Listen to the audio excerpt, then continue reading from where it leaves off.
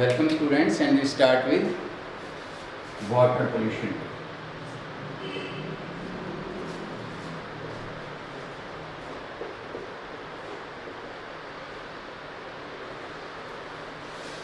Water pollution. What do you mean by water pollution? Deterioration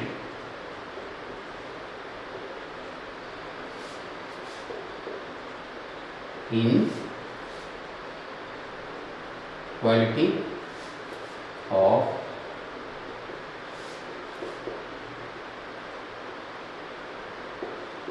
drinking water और water use for irrigation purposes. किसी भी purpose के लिए जहाँ पानी को हम mainly use for drinking, for domestic usages and for irrigation, तो पानी में addition of some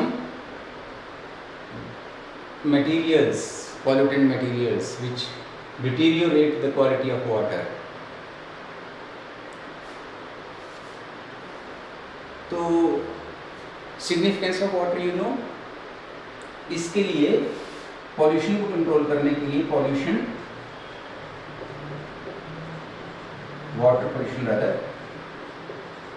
water pollution act, it was framed in 1974, water pollution act. इस एक्ट का क्या पर्पस था? Prevention and control of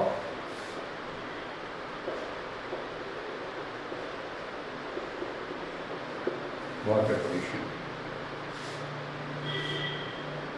water significance को देखते हुए पानी की कि ड्रिंकिंग पर्पजेज के लिए, इरिगेशन पर्पजेज के लिए, डोमेस्टिक यूजेज के लिए वाटर इज सिग्निफिकेंट, तो एक वाटर पोल्यूशन एक्ट फ्रेम किया गया। And what was objective of this act? किस लिए किया गया था?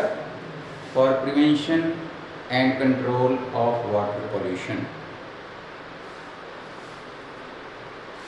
तो किस किस का इसमें कंट्रीब्यूशन रहता है? कंट्रीब्यूशन ही है ये वाटर पोल्यूशन में। Number 1 it is domestic waste.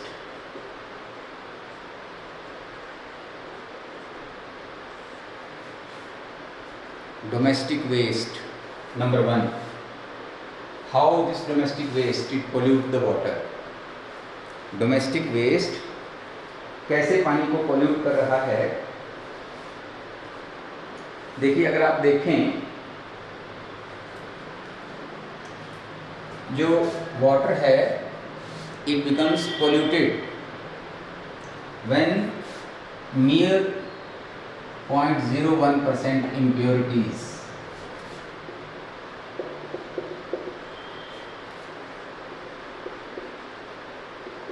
Pollute हुआ। पानी में अगर इम्प्योरिटीज या यूं कहिए pollutants, they are about 0.1%, not 0.01,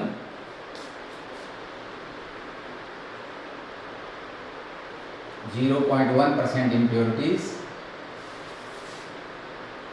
they pollute the water. Otherwise जो 99.9% वाटर है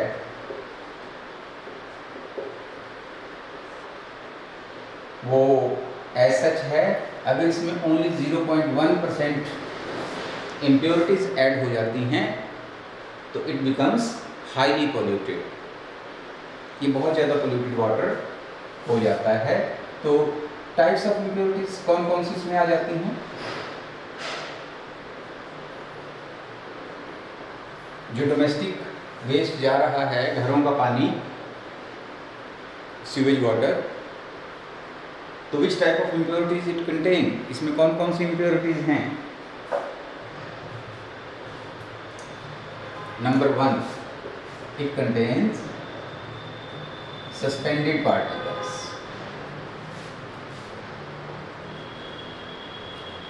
such as sand, silt and clay.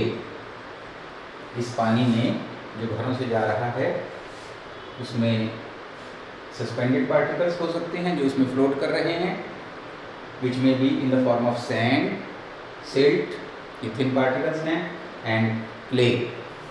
They make the water unfit for use, इसको पीने के काबिल नहीं छोड़ते।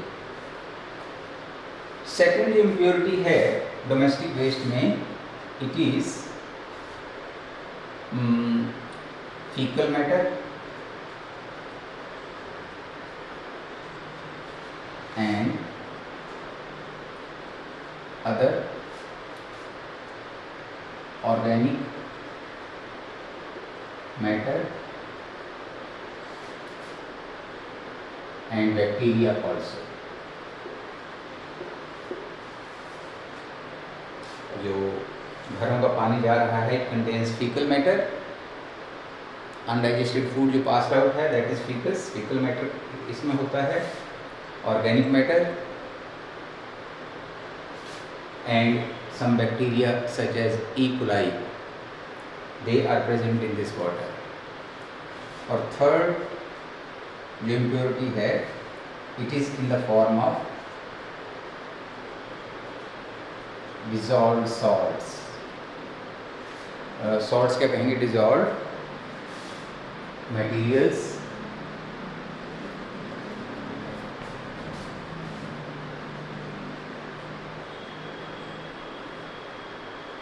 and क्या करेंगे, such as करो, such as nitrites and phosphates. जो डोमेस्टिक वेस्ट है only very small percentage of impurities अगर पानी में ऐड हो रही हैं तो it pollute the water, makes it unfit for drinking. तो कौन कौन सी इम्प्योरिटीज इसमें आ रही हैं? सस्पेंडेड पार्टिकल्स हैं such as sand, silt and clay. इसमें सैंड मिट्टी मिल जाती है, रेत आ जाता है, सिल्ट आ जाती है जो स्मॉल पार्टिकल्स हैं, क्ले पार्टिकल्स, और फीकल मैटर आएगा, दूसरे ऑर्गेनिक मैटर आएंगे, बैक्टीरिया की कोलाई प्रेजेंट होंगे, dissolved material such as nitrites and phosphates इसमें प्रेजेंट हो सकते हैं।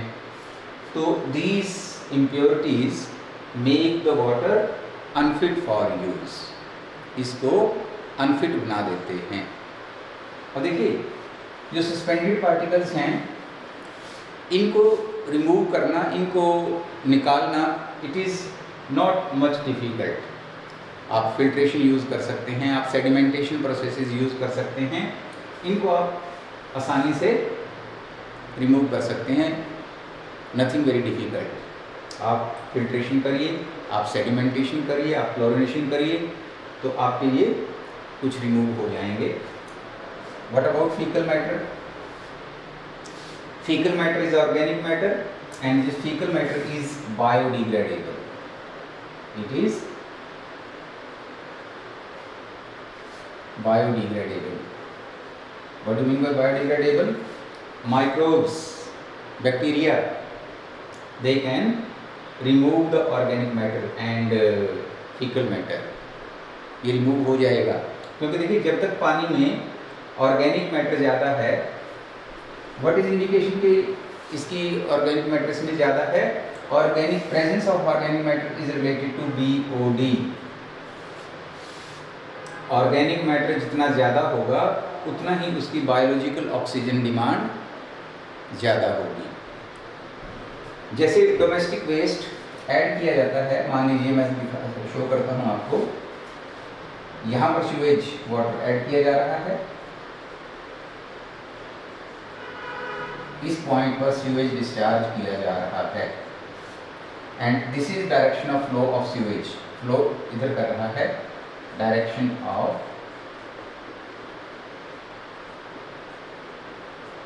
Flow of sewage. यहाँ पर ये कंसंट्रेशन है। सपोज करें कि concentration of organic matter is high, concentration of organic matter is high, there is lot of organic matter present in water, तो what will be its BOD? इसकी BOD biological oxygen demand ज़्यादा होगी। हम यहाँ से इसको शो कर देते हैं,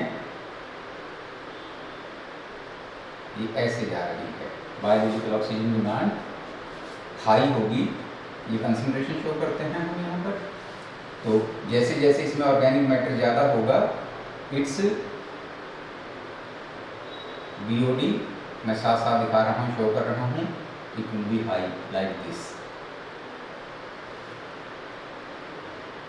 और व्हाट अबाउट डिसॉल्व्ड ऑक्सीजन? इसमें डिसॉल्व्ड ऑक्सीजन जो है वो हाई, शुरू में जब तक इसमें पॉल्यूशन ऐड नहीं हुआ था, इट्स DO वाज हाई, तो उसको ऐसे शो कर रहे हैं।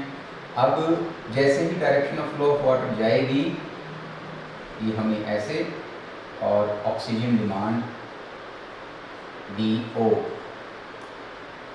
जैसे जैसे पानी इधर मूव करता जाएगा from the point of its entry point पर BOD ज़्यादा होगी, दिस इज BOD।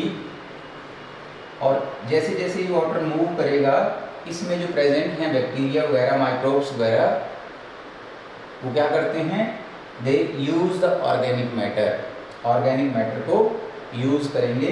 जो ऑर्गेनिक मैटर पहले ज़्यादा कंसंट्रेशन में था, हाई कंसंट्रेशन में था, क्योंकि इसकी BOD हाई थी, तो organic matter goes on decreasing and BOD भी घटती चली जाएगी।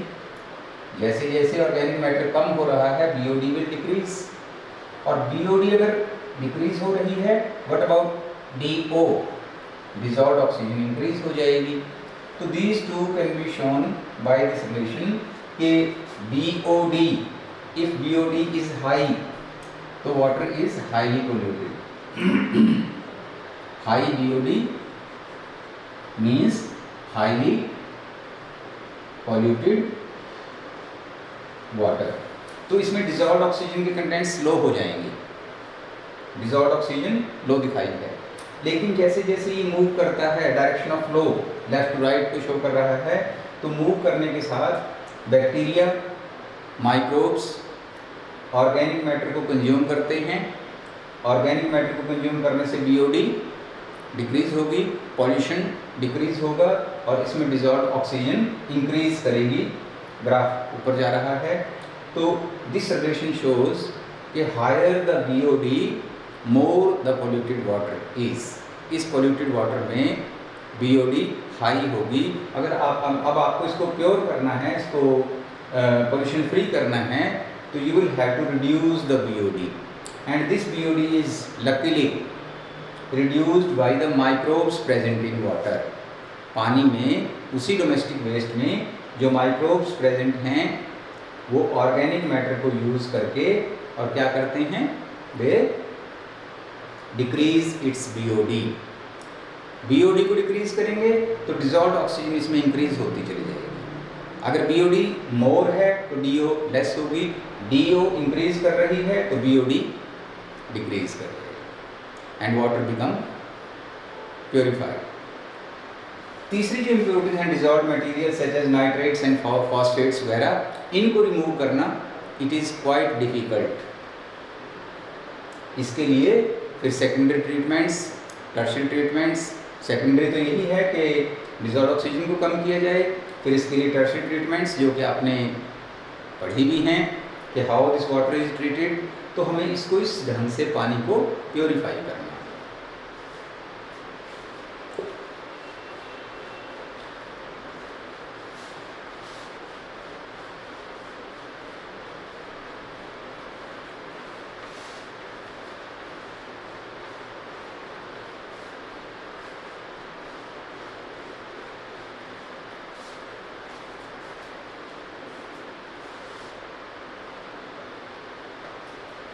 एक और आर्टिकल है जिसको डिस्कस करना है, and this article is algal Bloom. Algal Bloom, what do you mean by algal Bloom? Algal Bloom means excessive growth of algae in water. What is algal bloom? Algal bloom means excessive growth of algae. This algae may be planktonic algae.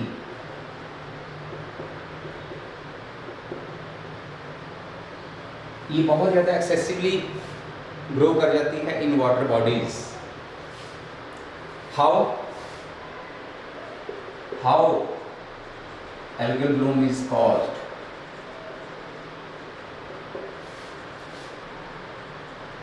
कैसे हो जाता है algal bloom? और ये algal bloom किस तरह से पानी को पोल्यूट कर रहा है, क्या इसका इल इफेक्ट है, वी हैव टू डिस्कस. अब देखिए जो लो लाइंग वाटर बॉडीज हैं,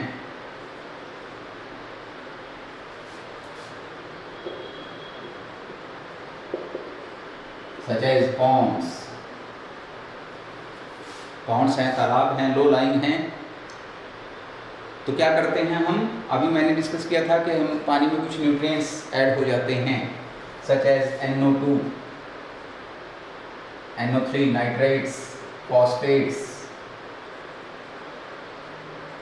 farmers use fertilisers for their crop field. Farmers अपने खेतों के लिए nitrate fertilisers, phosphate fertilisers, different type के फर्टिलाइजर्स को यूज करते हैं. अब ये फर्टिलाइजर्स क्या होते हैं, with run off water, along with run off water, बारिश होती है, रेनफॉल है, तो उसमें पानी के साथ बह करके ये न्यूट्रिएंट्स, नाइट्राइट्स, फॉस्फेट्स वगैरह, they accumulate in water bodies.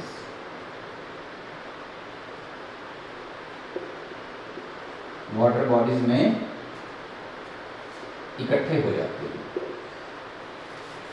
कहाँ से आए हैं, हमारे डोमेस्टिक वेस्ट में भी हैं, प्लस जो फील्ड्स हैं, क्रॉप फील्ड्स हैं सराउंडिंग दैट पॉन्ड, उस पॉन्ड के चारों तरफ, वहाँ से ये नाइट्रेट्स, फॉस्फेट्स वगैरह के न्यूट्रिएंट्स कहाँ पर ऐड हो रहे हैं, accumulating वाटर बॉडीज. अब इस वाटर बॉडीज क्या है, become enriched with, which becomes, क्या हो जाएगा, एनरिच्ड विद न्यूट्रिएंट्स. इसमें बहुत सारे न्यूट्रिएंट्स इकट्ठे हो जाएंगे. अब न्यूट्रिएंट इकट्ठे से क्या होगा, there will be growth of algae. इसमें एल्गी ग्रो कर जाएगी. This algae it forms a layer of algae, and this layer formation or excessive growth of algae is called algal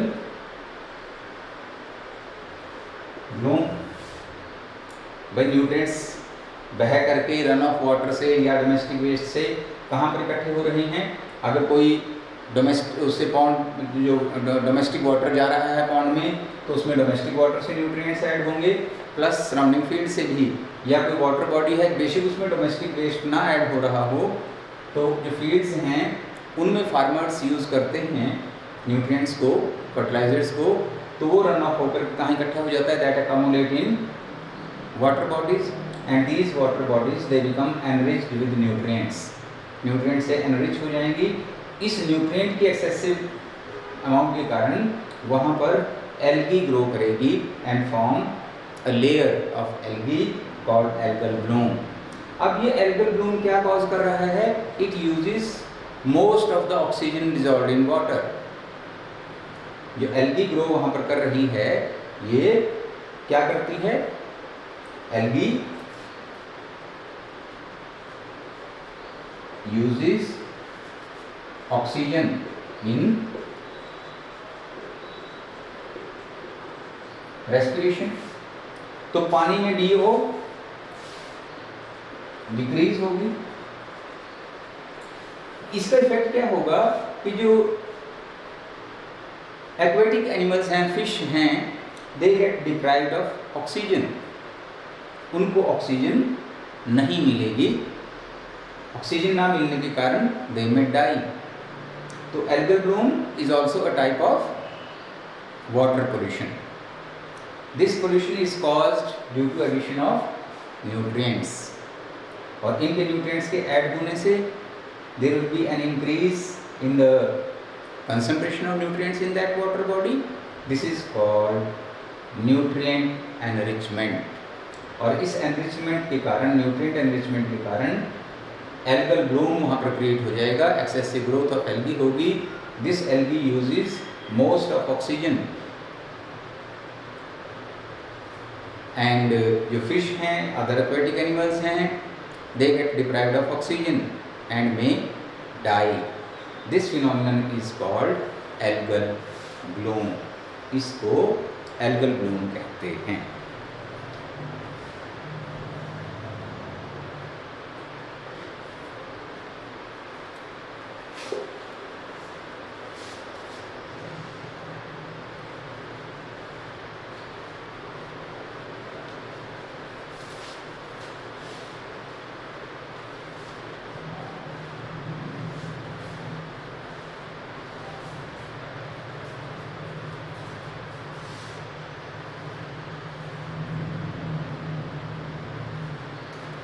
एक और भी रीजन है वाटर पोल्यूशन का, water hyacinth.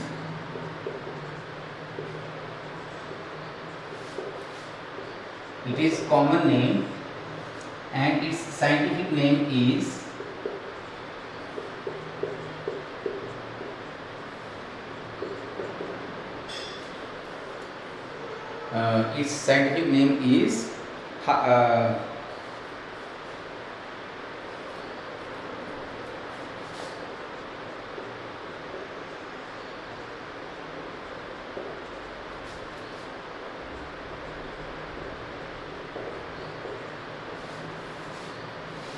Eichhornia crespis, or you simply write down Eichhornia species. ये एक weed है, obnoxious weed that pollute the water. कैसे? Actually ये Eichhornia को यहाँ का नेटिव नहीं है, इसको इसके ब्यूटीफुल फ्लावर्स के लिए इंट्रोड्यूस किया गया था। इंट्रोड्यूस तो किया गया था ब्यूटीफुल फ्लावर्स के कारण, बट वो जो इसका एडवांटेज था या इसका चॉइस थी कि इसको हम सेलेक्ट कर रहे हैं फॉर इट्स फ्लावर्स, वो कम रह गई और इससे इसके द्वारा कॉज किया गया पोल्यूशन बढ़ गया। इतनी एक्सेसिव ग्रोथ इसकी होती है कि जब जितना हम इसको मर्जी रिमूव करें, ये वाटर बॉडीज में से रिमूव नहीं होगा। और वाटर बॉडीज में से रिमूव ना होने के कारण क्या करता है ये? इट यूजेस, इसको टेरर ऑफ बंगाल के नाम से भी जाना जाता है। टेरर ऑफ बंगाल, इस पर क्वेश्चन भी आ जाता है कि विच वीड और obnoxious weed is known as terror of Bengal. Terror of Bengal is water hyacinth, scientific name is Eichhornia crassipes और आइशोर्निया स्पीसीज। कुछ और भी स्पीसीज हो सकती हैं। इंट्रोड्यूस्ड इनटू वाटर बॉडीज, पानी में ही होता है for its beautiful flowers. But beautiful flowers एक तरफ रहे, और इसने जो प्रॉब्लम क्रिएट की है कि इट यूजेस, इसकी इतनी एक्सेसिव ग्रोथ होती है पानी में that it uses most of oxygen of water. और क्या करता है ये? तो दूसरे जो एक्वेटिक एनिमल्स हैं, they get deprived of oxygen and may die. तो ये भी एक ऑब्नॉक्शियस वीड के रूप में पानी को पोल्यूट करने के लिए एक्वेटिक वीड है।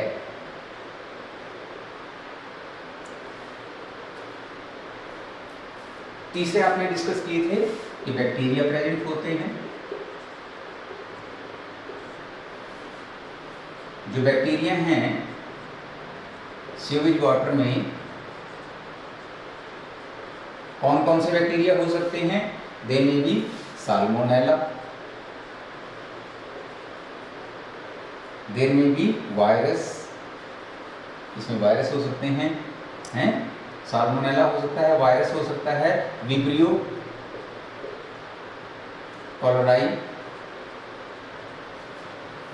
ये कुछ बैक्टीरिया हो सकते हैं। जो साल्मोनेला प्रेजेंट है, अगर जो सीवेज वाटर है इसको यूज करते हैं हम, तो इट में कॉज, कौन सी बीमारी कॉज करेगा salmonella? It may cause typhoid. ये बैक्टीरिया से नुकसान हो रहा है, it may cause typhoid.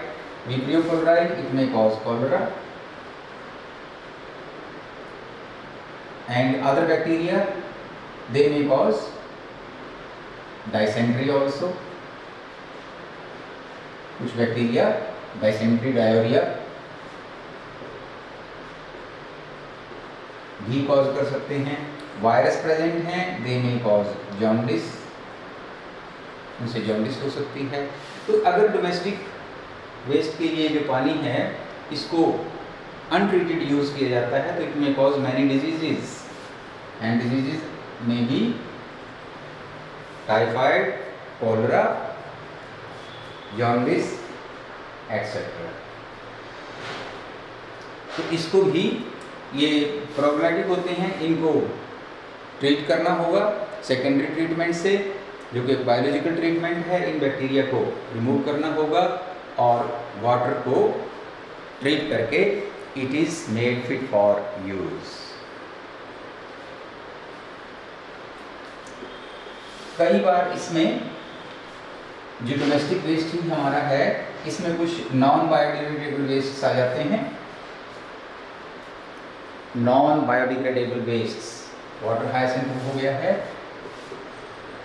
What is harmful effect of non biodegradable?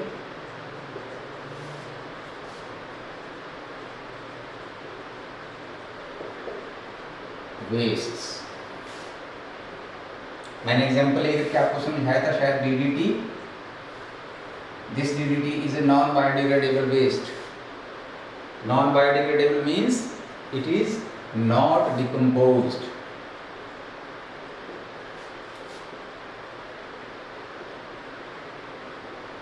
Or disposed of by microbes. ये डिस्पोज ऑफ या डिकम्पोज नहीं होगा, तो फिर ये क्या होता है, इसका क्या इफेक्ट हो जाएगा? These non-biodegradable wastes, such as, for example, it is DDT. It is one of the non-biodegradable wastes जो कि पानी में ऐड हो जाता है, and this DDT or other non-biodegradable wastes, they cause biomagnification. इनसे बायोमैग्निफिकेशन कॉज होती है। Biomagnification means increase in concentration of non-biodegradable wastes at successive trophic levels of food chain. Food chain में ये जो नॉन बायोडिग्रेडेबल वेस्ट्स हैं, they get अकमुलेटेड, क्योंकि डिस्कम्पोज तो हो नहीं रहे हैं, तो they get accumulated in successive trophic levels of the food chain. तो इससे क्या होगा, जो लास्ट के ट्रॉफिक लेवल्स हैं उनमें इतनी ज़्यादा नॉन बायोडिग्रेडेबल वेस्ट की कंसंट्रेशन हो जाती है that is it causes hindrance और प्रॉब्लम विद देयर मेटाबॉलिज्म। मैंने DDT का एग्जाम्पल लेकर के आपको क्लियर किया था कि DDT it is used as an insecticide और पेस्टिसाइड टू किल मॉस्किटोज, लेकिन इसका फ़ायदा कम हुआ और नुकसान ज़्यादा हुआ। कैसे? कि जो डिफरेंट ट्रॉफिक लेवल्स थे उनमें लास्ट के ट्रॉफिक लेवल पर इतनी कंसंट्रेशन बर्ड्स में इसकी इंक्रीज हो गई कि इसने कैल्शियम मेटाबॉलिज्म को अफेक्ट करना शुरू कर दिया, और कैल्शियम मेटाबॉलिज्म अफेक्ट होने से एग्स के ऊपर there was no shell formation, shell formation बंद हो गई, और शेल फॉर्मेशन ना होने से population of the birds, because egg ही नहीं बन पाए, तो population of the birds decreased. तो ये बायोमैग्निफिकेशन का लॉस है। बायोमैग्निफिकेशन ने बायोडाइवर्सिटी लॉस में एक रोल प्ले किया है। ये मैंने कर भी दिया था आपको बायोमैग्निफिकेशन। एंड नेक्स्ट इज एक और फिनोमिनन है, पानी में ही, पानी के साथ ही लिंक हुआ है, इट इज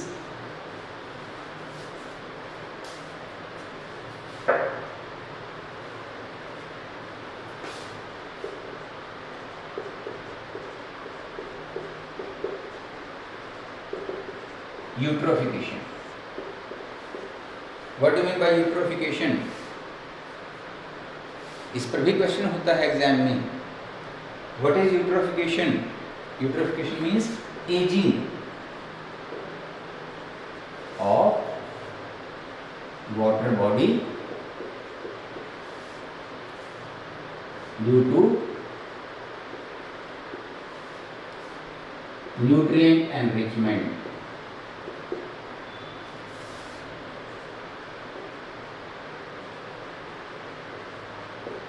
न्यूट्रिएंट एनरिचमेंट क्यों हो रही है? अभी मैंने जस्ट आपको एल्गल ब्लूम में बताया था कि जो सराउंडिंग फील्ड्स हैं या डोमेस्टिक वेस्ट है, it contains nutrients and these nutrients they accumulate in low lying water bodies to cause algal bloom. तो एल्गल ब्लूम इसके साथ भी एसोसिएट हो गया है। अब इससे क्या होगा? दिस एल्गल ब्लूम व्हेन, अब ये जो एल्गल ब्लूम है, एल्गी है, वो भी स्टारवेशन से मर सकती है, तो it will form a type of organic matter layer.